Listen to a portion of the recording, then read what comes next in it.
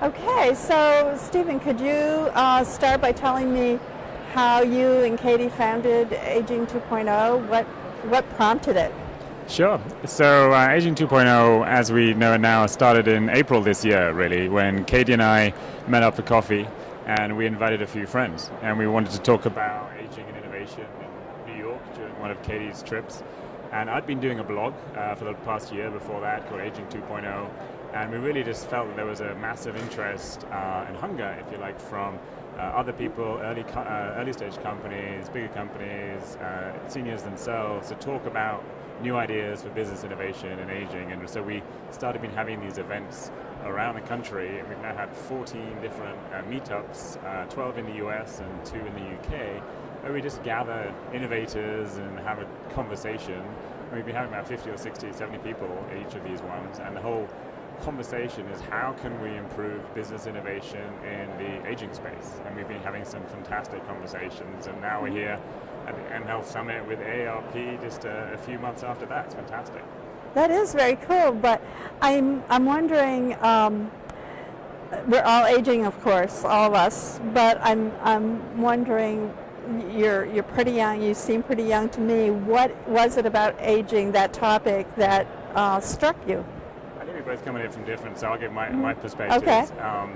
So my background is in the mobile space, mobile technology, and I've been working in mobile healthcare and innovation consulting with my own business for the last 3 years, and working for some larger corporations. But one of my clients in particular had a very rare dementia, and so I worked with the Family Foundation to set up a new medical research consortium to try and understand how to cure this very rare dementia, and realized, working with them for over a year, that there was very few products and services available for people with dementia, and the market landscape, frankly, hadn't really changed in the last 30 years in terms of the tools and solutions for diagnosis and prevention. And this was a billionaire, frankly, with a lot of money, who's now funding the second biggest funder of dementia research in the US. Wow. And it was just amazing to me that there was just such a lack of products and services, and a lack of business thinkers, lack of brands, lack of capital. And I really felt that there was an opportunity for the business side to catch up with, frankly, what is happening in the non-profit and the non-governmental organization side. They've been doing a lot of work realizing the changing demographics and doing innovation in that space, but we're trying to now get the business community to be more energized and to be more effective, frankly, in coming up with better products and services. So you don't have to be a billionaire to have products and services, but it should be better products and services for everybody. They should at least be available. Absolutely. Right. And Katie comes to it from a different angle, maybe? It's different. Right out of college, I did investment banking for Lehman Brothers and worked on Wall Street, and I was fine at the job, but I didn't love it. And over time, I started thinking about, what do I really care about? What's important to me? And my mom sent me a book by a geriatrician, so the MD, doctors who treat older adults. And I read the book, and for me, I was floored. I just, there's so many important issues that no one's really paying attention to.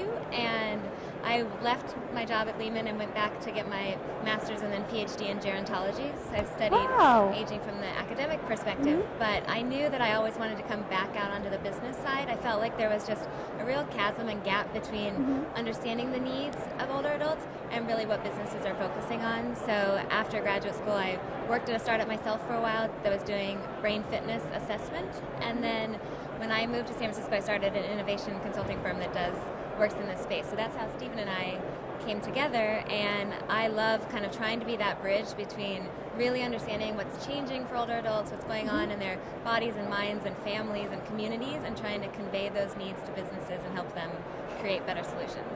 Great.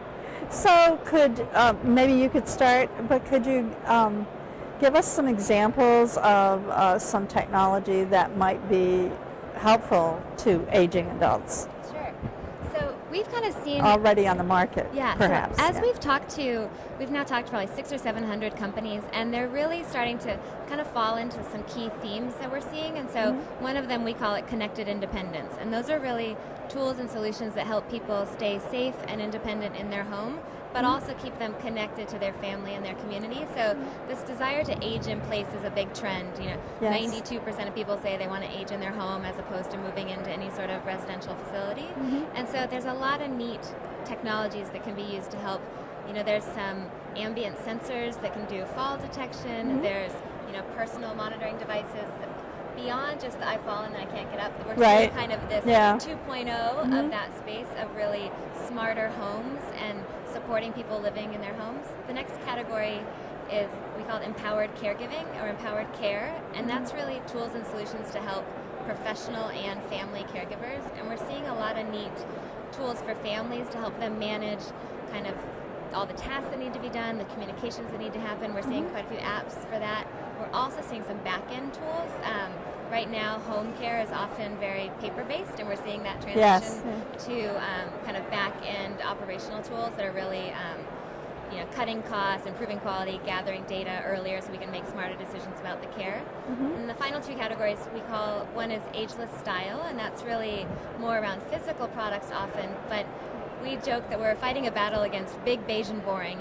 Durable medical equipment is stigma, and people don't want them, and they make your house feel like a hospital. And we're seeing a new kind of design aesthetic around, well, if I have to use it, let's make it something that I feel good about, that represents a little bit about me, cooler, personal expression, it's fun. And so we're seeing some neat design attention coming into the space.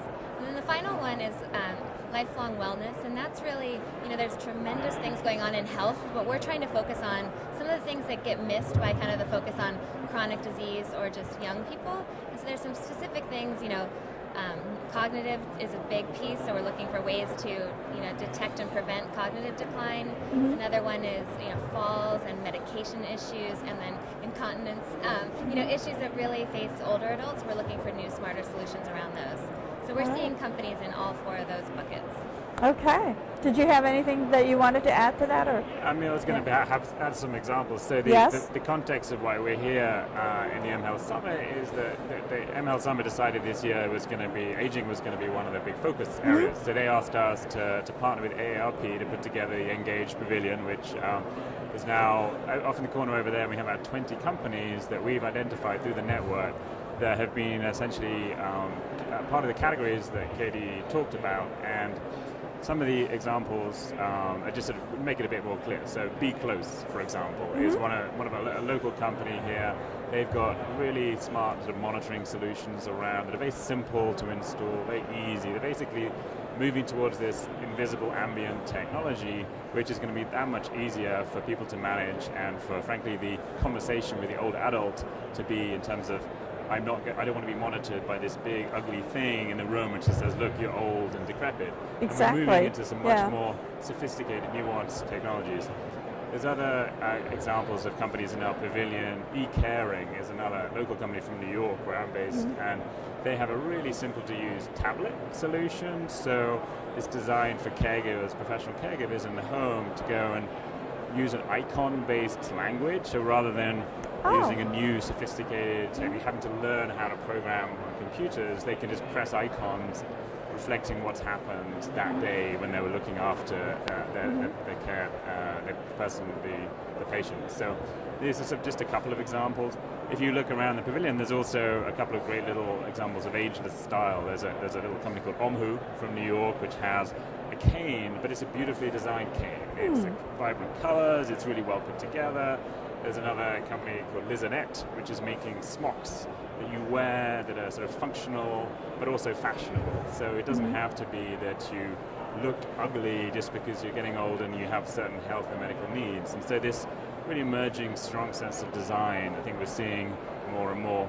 And there's another company exhibiting called Qmedic, and they're coming up with a new kind of technology again for seniors to wear, which has got a much longer battery life and just allows people to have to be monitored, but to be monitored in a way that's much more sort of humane and easy to accept from the patient point of view. And so what we're seeing is some of these the cutting edge companies in the Aging 2 network that are relevant for the mobile health audience are really innovative and sort of changing the way that we age, and I'm very excited to have. Those are great examples, and from what the two of you are saying, it's a combination of technology and design.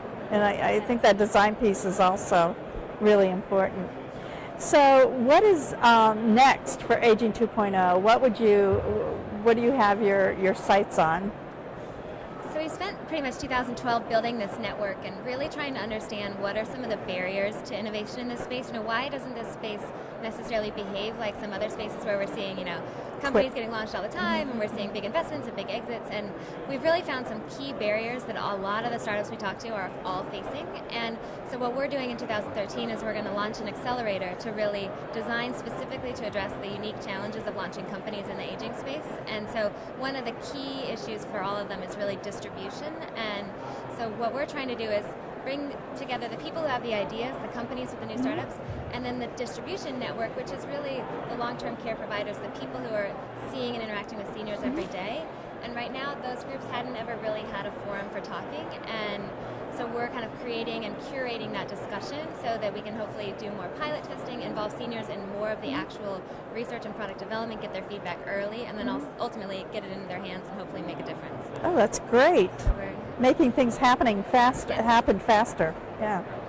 And did you? Yeah, I just add. It's one of the real fundamental points that we're trying to do is make this a global conversation. And we've just been invited to go to Japan next April by some companies out there. And we were saying, well, in Japan, surely you guys are all over this already. And they say, actually, no, we really need something like Aging 2.0 to come and have a sort of a neutral, objective forum for discussion and innovation. And so we're really going to try and have that global conversation, because so often we feel that it's really important to remember what William Gibson was saying: the future is here, it's just unevenly distributed. And I think that's really relevant in this case, where some of the times we don't have to reinvent the wheel. It's not about creating a massive new widget, it's just about implementing something that's just a smart innovation. Doesn't have to be a technology innovation, can also be a business system, just be a design innovation. So we're really looking for partners, looking for global dialogue partners in particular, looking for entrepreneurs to come and join us, looking for mentors, people who've done this before, people who have got real something to add, to contribute. And it's essentially what we're trying to do is make this into a social and a business conversation. This is a sustainable objective that we're trying to get towards, which is, it's a long-term play. It's not going to be a quick win, but we're talking about the most important sort of fundamental societal change that we've really ever seen. And it's this longevity bonus that we've given should be a positive asset to society, and there's ways that we can make this longevity shift a real value. And it's not just, oh my goodness, it's going to be really expensive in healthcare and everybody's going to be struggling, it's all negative. We want to shift that conversation to make it into a positive one. So we're super excited about what happens next.